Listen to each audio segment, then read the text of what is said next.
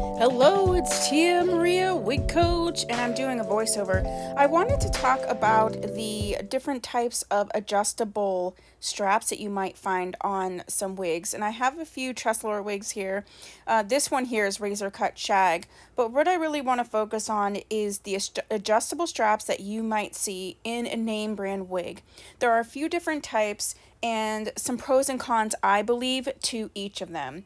So in this particular razor cut shag wig, you're going to see that it has the Velcro straps. These are actually my favorite kind, and the reason is, as you can see here, that they sit very flush. I feel like they work really well. We're going to move on to angled Pixie while I'm talking. This wig also has the Velcro straps. I just think in general it's pretty comfortable overall, whether you have bio hair or you do not have bio hair. I also feel like with the Velcro straps that you can get a more customized fit for your particular head size. You're going to see that the next two straps that I'm going to show you, I think, limit a little bit how big or small the wig can be.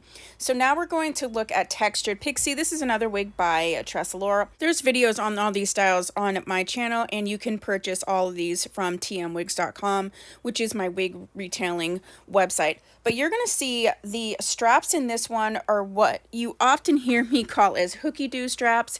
They're ones that sort of latch in and you can, move it in tighter or not. But as you can see, it really, in my opinion, limits how and where that you can adjust it, because you have to put each one of these in one of the designated hooks, and I think sometimes that can cause an issue. This last type of adjustable strap I'm going to show you, I think, is the most challenging if you have a larger than average circumference. This is what I call the bra strap adjuster, and as you can see that you pull these to get tighter, but it's already set in like a designated place, and so it can really only get smaller. There's not really a lot of availability for it to get larger. So many of my customers actually just have to cut this strap off completely, and then it's just whatever the size the cap is without pulling it a little bit tight.